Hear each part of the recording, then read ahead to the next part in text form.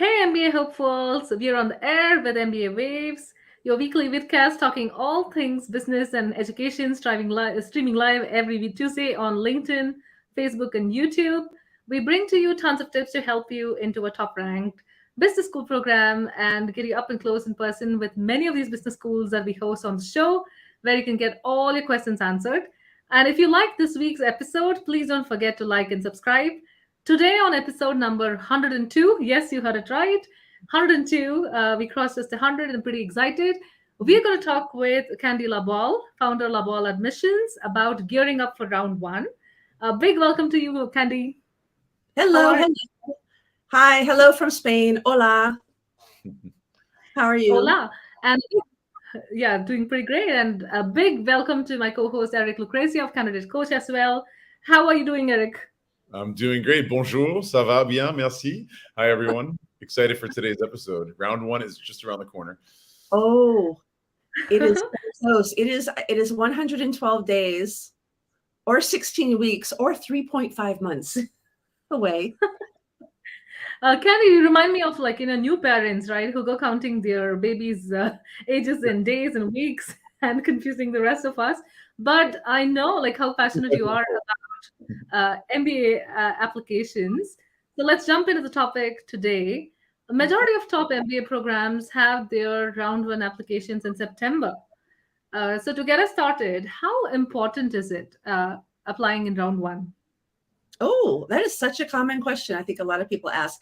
So yes, the majority of deadlines are going to be the first week of September, the second week of September, or the last week of September, with a couple of schools in early October. So we don't have a lot of time for round one. If you can make it to round one, why not? I think it's always a good practice not to increase your odds. I think that's the mistake. People always say, oh, I have to apply in round one or I won't get in. That's not the way it works. Most programs have an internal system that they use in admissions where it's fine if you do round one or round two. You should have equal odds. There's usually not a problem with that. I think it affects more the applicant. If you apply in round one, by December where you're going. So December 2023, you would know where you're going to be 9 months from then. So you can plan everything. You can, get an apartment, make your flights, whatever, leave your job. And if you apply, get a visa. Get a visa, especially you need to get a visa. If you apply in round two, you still have the same odds to get in, but you find out your decision in March. So you have less time to do all that stuff. So definitely, I don't think it makes a difference for competition, but definitely for your own personal satisfaction. Since you brought up rounds 1 and 2 and conspicuously left out round 3 and in some cases 4, 5, etc., do you have any follow-up feedback on that? Comments on that? So most of the majority of business schools have 3 rounds. So round 1 in September, round 2 in January, and round 3 in March. And the general wisdom is round 3 is impossible. You never get in. But round 3 would not exist if there were not seats to fill, right? So what happens is a lot of business schools, they take in applicants in round 1. They take in some more in round 2. Meanwhile, the people they took it in round 1 are applying elsewhere. They drop the application. They don't decide not to go. There's always seats open in round 3, so it's possible to do it. However, it is true if you have a very, very typical profile, a male consultant, a banker, probably round 3 is not a good idea. It's usually better if you're unique in some sort of way, but there's always going to be seats open. Now, we saw a really interesting year this past cycle, right? For various reasons, a lot of people attribute to the tech layoffs, perhaps other factors, why rounds 1 and 2 perhaps were a little bit slower than typical, and round 3 was really big this year. Anything to share about that? And could we anticipate a similar thing this year, or no way of knowing? Where are you? Yeah, I don't make predictions on that kind of stuff. My expertise is helping people get accepted. So I can't decide on that. I think what we saw this year is a lot of schools added extraordinary deadlines. They added a new round 3, they added a round 4, they extended round 3, they dropped GMAT requirements. The reasons why, I don't know. That's not my expertise. What do you think? I would say that, this is a great time for business schools. Business schools love misery. I'm kidding. Love misery on the job market, because many of them are going to come back to business school. Where else? But that said, if people tend to flock. I'll never forget the uptick in COVID, just the insanity, the number of applicants. So yeah, but anyway, back to round one. So what would you like to know about round one? Yeah, absolutely. So maybe you could talk about some of the advantages and disadvantages of applying in the first round. Okay. Well, as I said to you before, I think the advantage is that you know what you're doing with your life a lot sooner. I think that's the main thing. You can figure out your visa, your funding, everything. Honestly, I think that's really the only advantage, you know? Okay. And speaking of international applicants, I would say that you typically have only 2 rounds, or Mm-hmm. at the most 3, depending on where it is. But what the round is called, depending on the program. But it Mm-hmm. typically is, ending by Jan 15th, or worst case Jan 31st.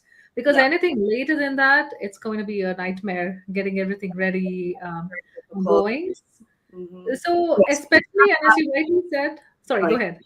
I was Yeah. agreeing with you. International applicants definitely really are not good for round 3. That's for sure. Yeah, Yeah. and as you were rightly saying, for some of the overrepresented applicant pool, which we have many of, Mm-hmm. like the Indian IT male applicant and so on, you really want to get in first and be that representative from that pool. So I think it's also a question of the early bird uh, who comes gets a worm kind of a thing. Exactly. I guess there's also I didn't think to mention scholarships. So usually round 1, there's more scholarship money in the pot.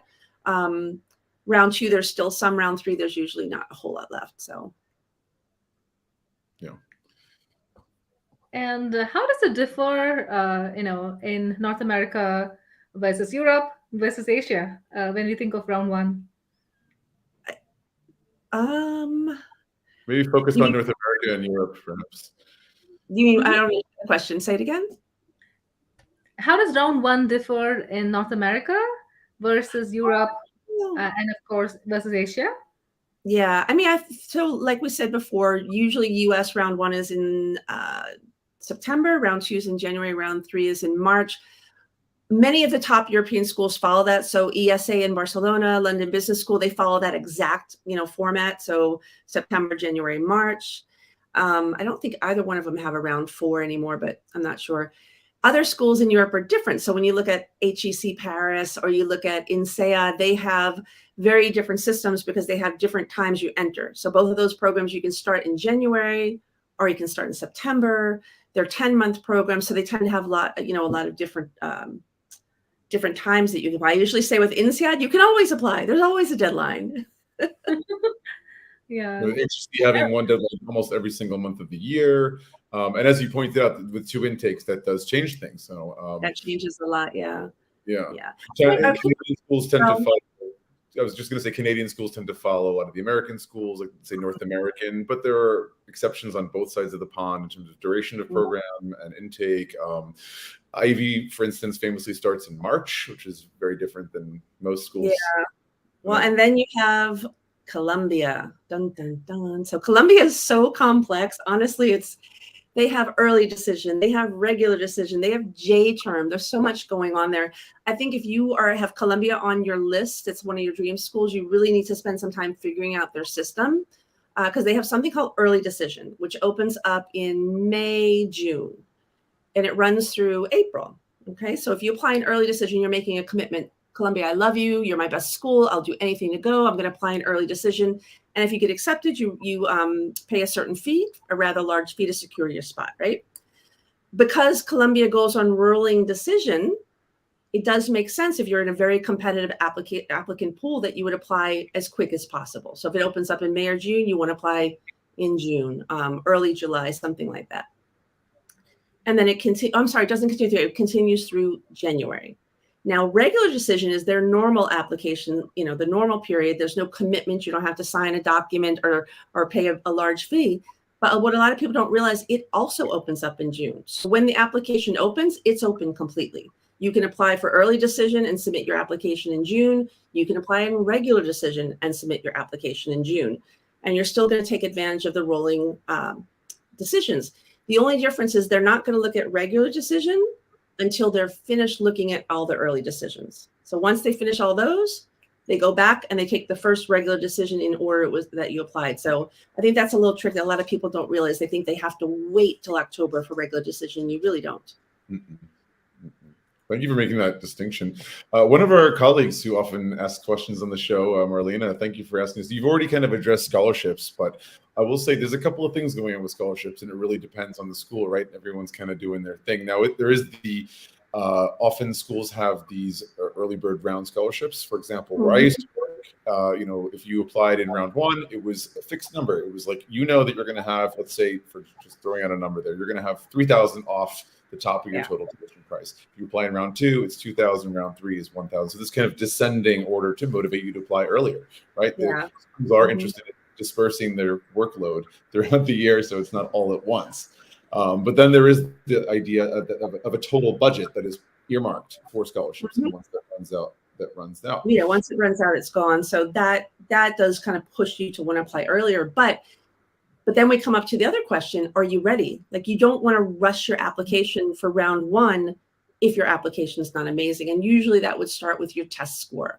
Like, if you have a good enough test score for round one, you need to think, can I improve it? And if I can improve it 20 points, maybe it's worth waiting for round two. Same thing with your essays and your recommenders. If you're not able, if your recommenders are off, I don't know, in the mountains all summer long and you can't get them, and you're trying to ask them to do the recommendation letter, at the end of August, is it going to be good? You have to kind of think like, maybe I need to wait. So you also have to think about, when do I apply? When am I most ready? Absolutely. There's a lot of mythology surrounding when is the best round to apply. And I think there are clear advantages to applying early, some of the things that we just mentioned. But again, it is the right round when you're fully ready. And that includes the factors that are out of your control, like the recommenders. So many things. And I think when you attend as many school sessions as we do, we always hear them say the same thing, that it doesn't matter round one or round two. Apply when you are most ready, when you have the strongest application. Another question just popped in from Marlene, if that's okay, Krithika. I figured it was a good time to ask this to the room. What do you think is an ideal timeline for taking the GMAT? If I was speaking to my dream applicants and I'm going to tell them what to do, I'd say, take it as soon as you get out of university. It's got a 5-year deadline. Get it out of the way so that when you're ready to apply, you don't have to worry about it. Because as we all know, if round one is sneaking up and the GMAT or the GRE is not secured, things get stressful. It gets very tense. If you were going to start, you know that you want to apply this year. Hopefully you get the GMAT by January or February, so you have the whole, until September to do your school research, to update your resume, to get more leadership on your profile, to just get everything organized and done. So ideally, you'd have it out of the way pretty early. But that doesn't college, right out of university, your brain is still in the mind of taking tests. Exactly. Your brain is like popping, and the school just wants to see the highest score. They're not going to be like, oh, he took it 4 years ago, it's not valid. If it's a 760, it's valid. It's about what you're capable of, right? And and one of my clients the other day was saying that I'm just like, I have rust on my brain. I don't think I can crack this. I'm gonna wait for the GMAT Focus Edition. That's coming up soon. But yeah, I would say the majority of my clients that I'm working with right now for round one, I would say 70% have the test out of the way. So all we have to do in the next 3 months is focus on executing the applications. Another 30% don't. And so we're moving, tentatively. They don't want to deep dive into like, oh, let me write my full Stanford application when I still don't know if I'm going to get the test score, right? So we do other things. You work on the test score as you're talking to your recommenders, as you're updating your resume, as you're working on general essays, like a goals essay that you can apply to a lot of schools.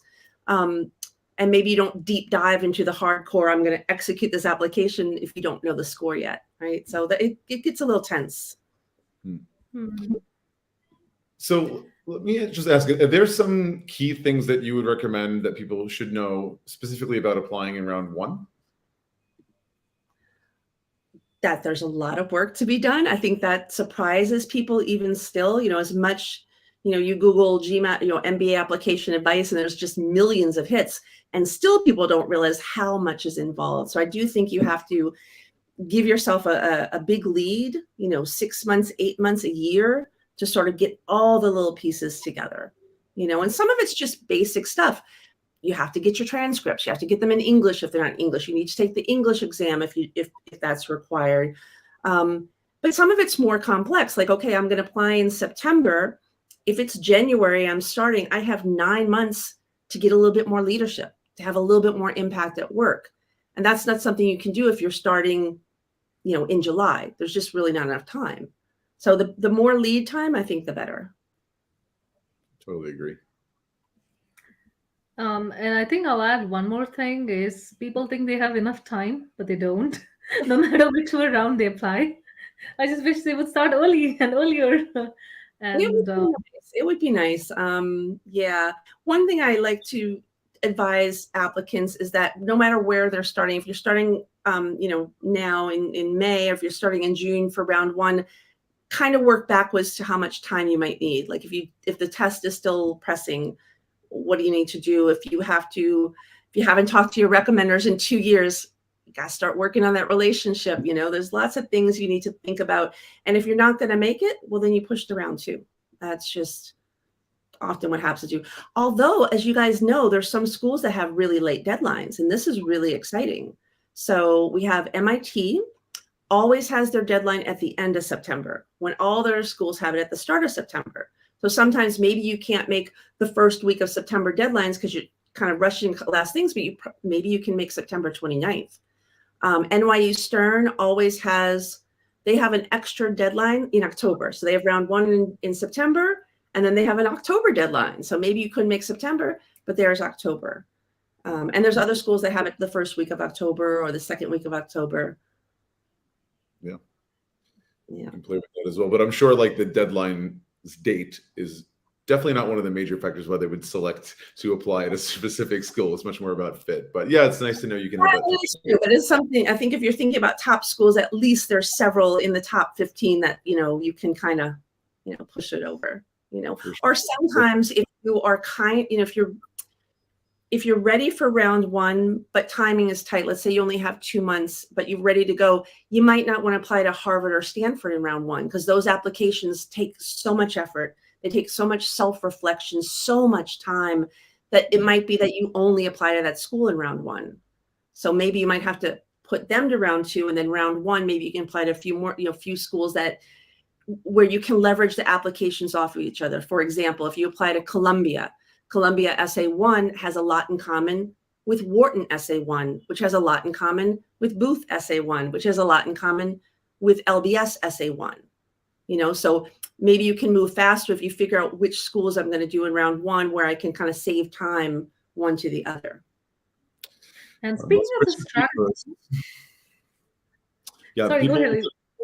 we keep going over each other. I was just going to say people definitely underestimate how long things take, whether it's the GMAT, whether it's that reflection period before you get into those essays with the application itself, or waiting for a recommender to get back to you. I mean, all of these things just add up. And as you're working full-time, probably you have other life responsibilities. It really takes longer than you think. So the earlier you can start, the better. For sure. Definitely. Yeah, speaking of strategy, how best can someone use the presence of both round one and round two to their advantage? To how many schools do they apply? Yeah, how many schools you apply depends a lot on you, right? Who you are. If you're 24, and you're working an amazing job where you're going to learn so much in the next couple of years, maybe you're only going to apply to the elites because you're like, well, if I make it into Harvard or Stanford, I'll go. If not, I'll continue working for you. So that might determine who you're going to apply to. If, on the other hand, if you're 29, maybe it's this year or never. So you kind of have to think about, like, do I need to have a broader school strategy or a smaller school strategy? But let's say you're smack in the middle. You're 25, 26, 27. You got 4 or 5 years of experience. It's time. You're ready to do it. You would want to kind of leverage a way that you could do the most in round one and the most in round two. You know what I mean? And that's what I said about, like, knowing what the essay questions are. So for example, if I was going for round one, there's 2 months to deadline. I don't think I would advise someone, why don't you apply to Duke, Stanford, and INSEAD? Because they're all such massively different applications. They're all so complex. You just kind of have to start from scratch each time. But if you do, like I was suggesting before, let's do Wharton, Booth, and LBS because there is a lot of crossover. You know, it's not cut and paste by any means, but all three, well, Wharton, Chicago Booth, Columbia, LBS, their first essay is, what are your goals? Short-term, mid-term, long-term. Why do you need an MBA? So that research that you do for the first application, you don't have to do for the second because you've already researched what your goals are, you know? So it can make it go a lot faster in that sense. Yeah, a lot of the groundwork is shared. So yeah, it makes sense. Yep, definitely. Groundwork is shared for sure. Definitely not a copy and paste job, especially when you're putting the wrong name of the school and the wrong essay. You know, definitely not. But the ideas, you know, the concept, the research, you know. Mm-hmm. So, like for example, if someone has a very difficult, if their goal is very complex, right? I was thinking about a client I had a couple of years ago that wanted to be in neurotech, and in order to write his essay, he had to do a lot of research, and he was looking at clubs, he was looking at companies, he was looking at why, what he wanted to do, the impact. And that took quite a bit of time for him to get all the research on what exactly he wanted to do, why he wanted to do it, how he was going to do it, what was the business opportunity out there, what was the social impact. But he only had to do that research once. You know, when he wrote the first essay, the research was already done for the next essay. You know, so that he didn't have to repeat. Mm-hmm. So working with your clients over the years, what are some common mistakes you've seen people applying for the first round? Common what? What are some of the common mistakes you've seen? What are some, things to avoid, pitfalls? Oh my gosh, waiting too long, as we've been discussing. Sure. That is a big one. Not doing enough school research, not knowing what's the difference between, if you're applying to Tuck or you're applying to MIT, the culture is different. You need to know that so you can strategize in a different way. Rushing it, I think, choosing bad recommenders, I think, is a big mistake. I see a lot of people do as well. Yeah.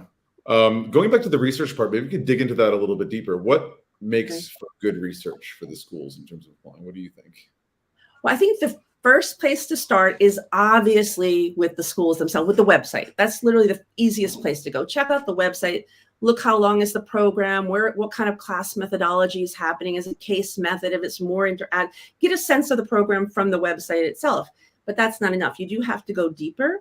One good way to do deeper research is to know what your goals are. So if your goals are healthcare or your goals are, technology or digital, go to the school and start digging in there. Look at some of the clubs, look at some of the classes, what professors are doing research in the area that you might be interested in. Sometimes you can go to places like LinkedIn and do a cross-reference. You find, okay, graduates from this school who work in neurotech or who work in, impact investing or climate finance. And then you can kind of like reach out to them. So I think it's like you start really broad and then you kind of start getting closer and closer. Of course, attend webinars, attend seminars, in person and online. So most of the schools have a question somewhere in the application that says, how did you get to know us? What did you do? And you just don't want to leave that blank. It's like, so you want to be able to check, like, I did this, I did that, I did this. The student ambassadors is a great way. Like you said, using LinkedIn to find alumni and a few examples, not just taking the opinion of one person and let that be your reality, your perception of that school, but a few different voices, right? That will give you more holistic view. If you made me think about it, you talked about in-person versus online. And I do realize in doing your research that visiting campus in person, while that is a great way to really know the culture and the vibe, like you feel good there, it is a luxury in terms of time and money to get there. So the question I still get a lot though is, do you think schools give any kind of preference, or does that have a lot of weight if the applicant has actually taken the time to visit?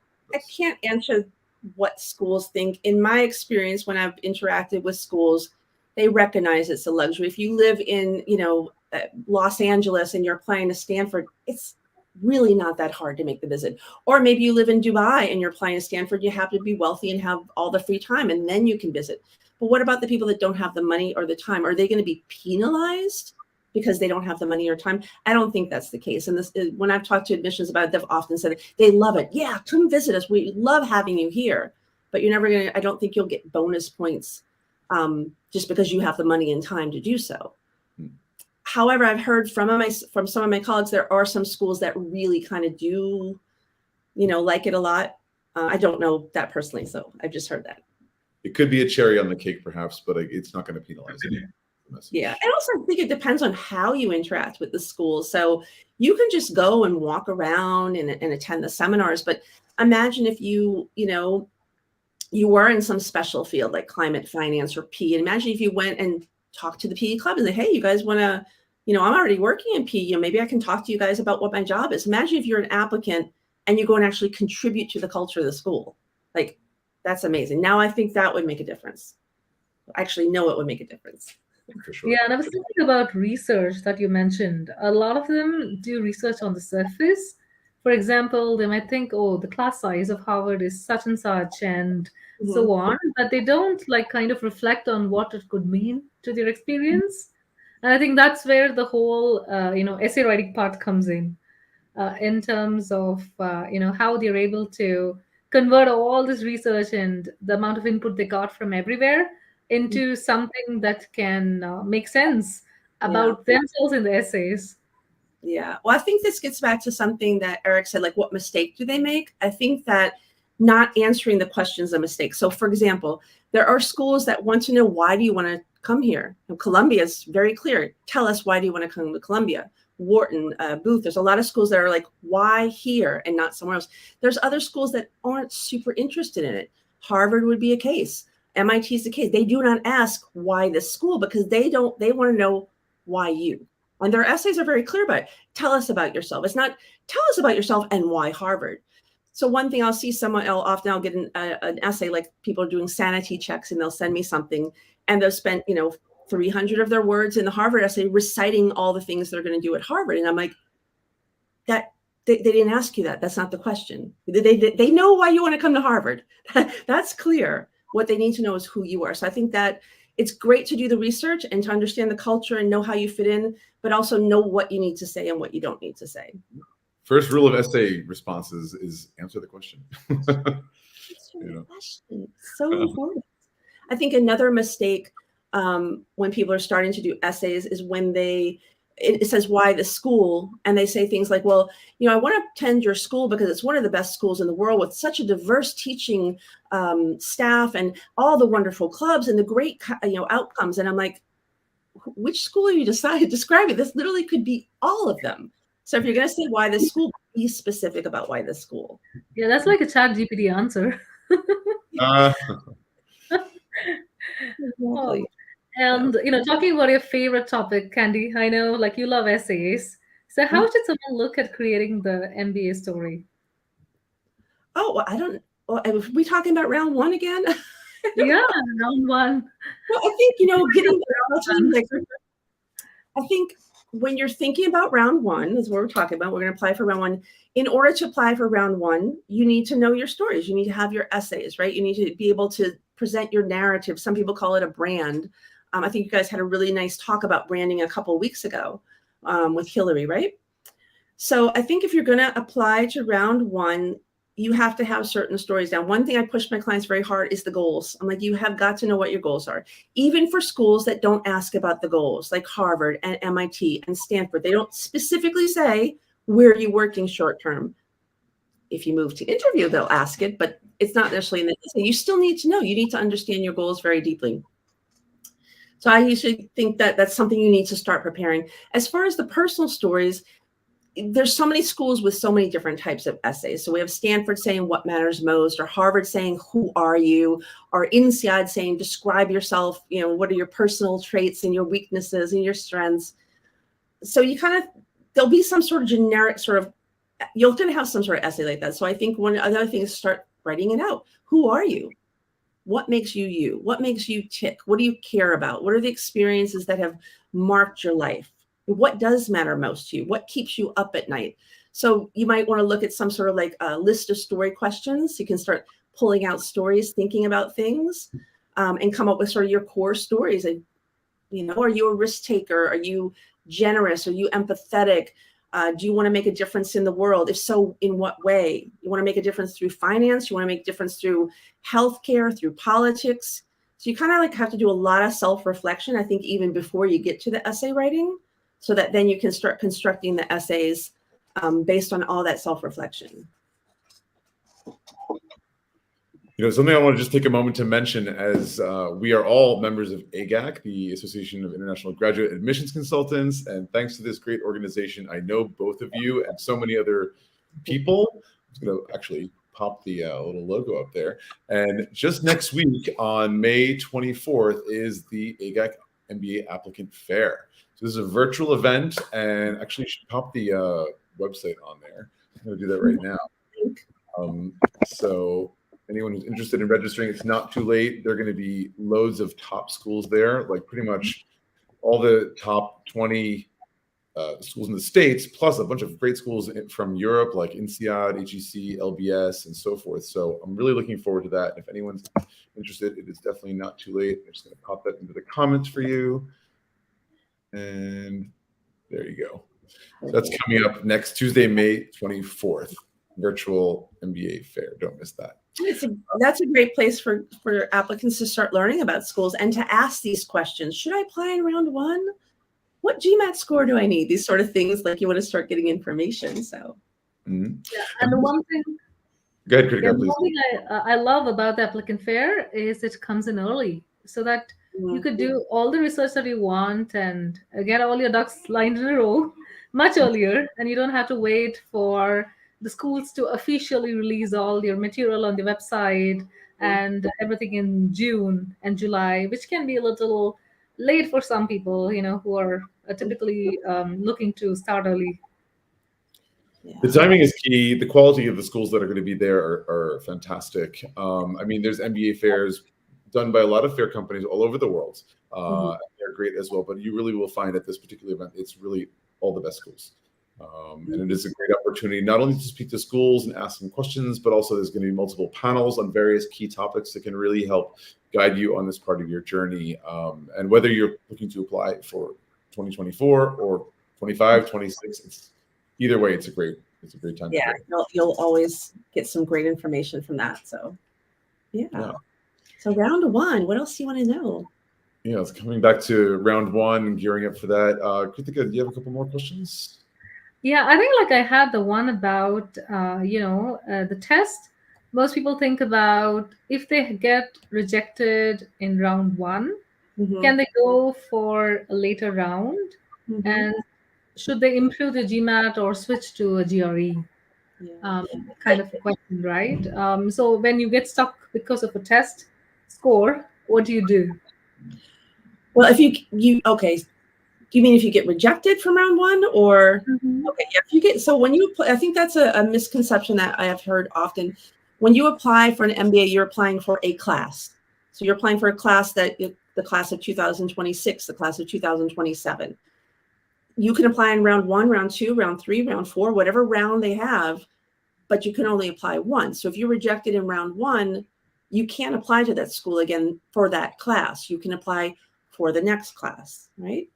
So you can't just retake something and reapply because they don't allow it. It's just not allowed.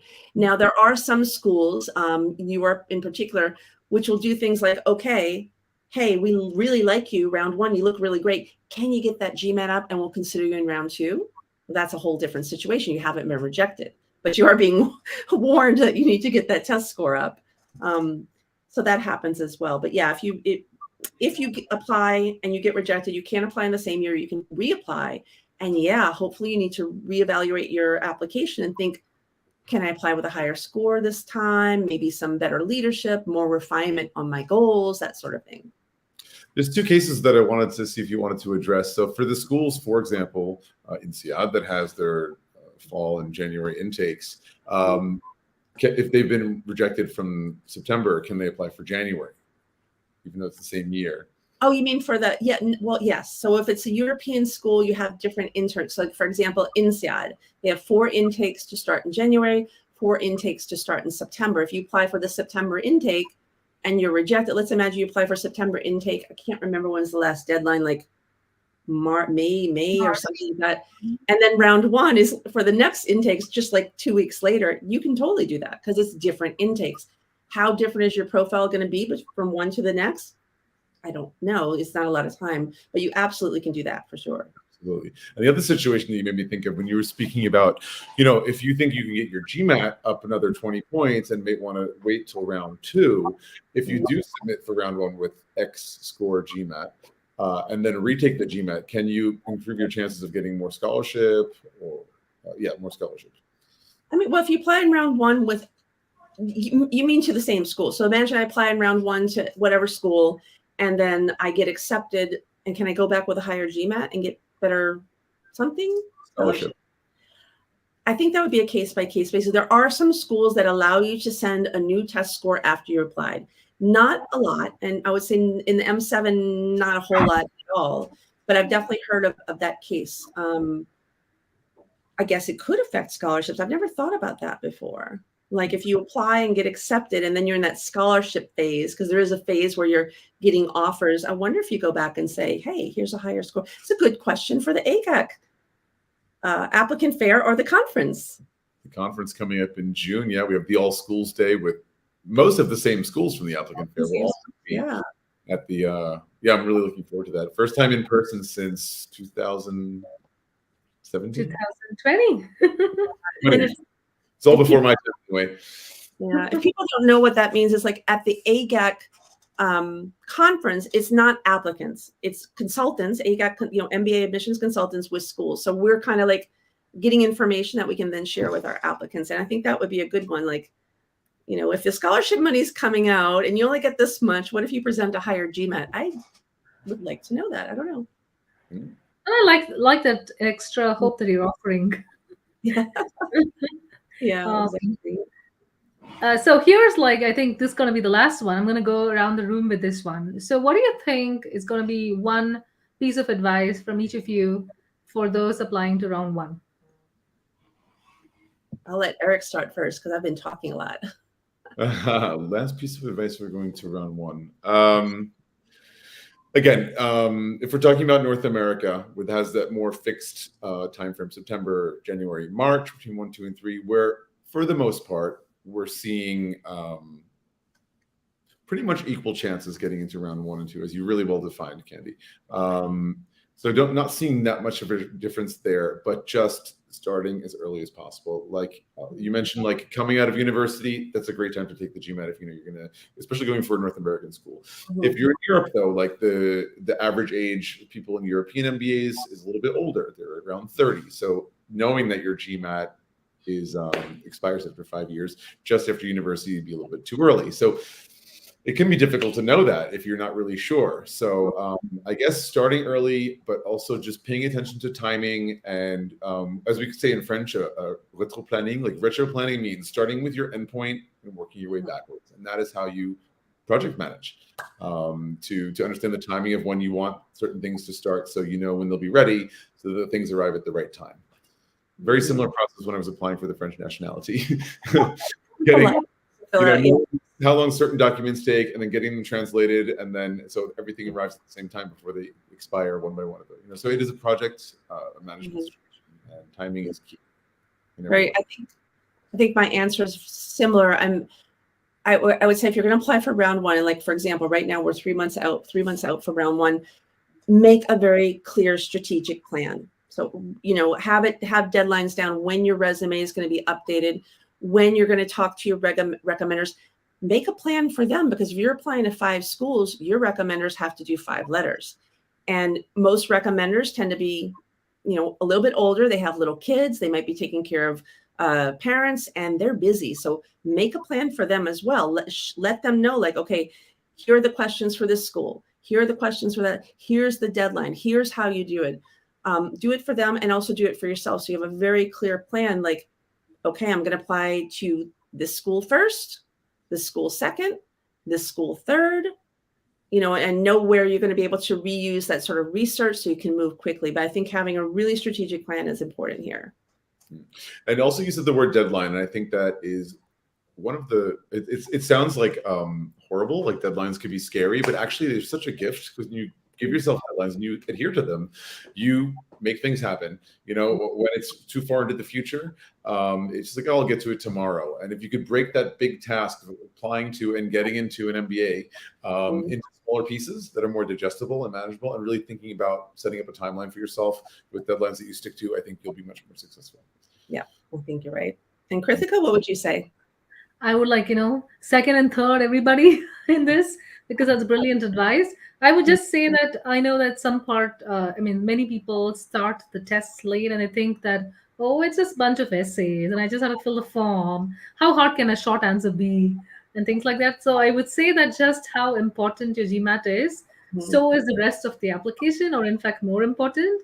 And one thing is, please get recommenders who support you and not the otherwise, because otherwise round one might not happen, which has happened for a few of them before. So yeah, great advice. I think that's all the time we have for this episode. Yeah. I want to thank my co-host Eric Lucrezia, and of course the guests in the audience and anyone who joined us on stage, and especially our featured guest Candy LaBalle from LaBalle Admissions. The Candy insights you shared today, should get many MBA aspirants started in the right direction for class of 2026. And if you like today's episode, please give us a little thumbs up. We're always open to your suggestions and questions and comments, of course. Be sure to subscribe to MBA Waves to stay on top of all the latest trends and news in the world of MBAs, business, and education. Finally, don't forget to check us out next week, same time and place. And for full access of upcoming episodes, please visit mbawaves.com. Bye for now. Bye, everyone. Bye-bye.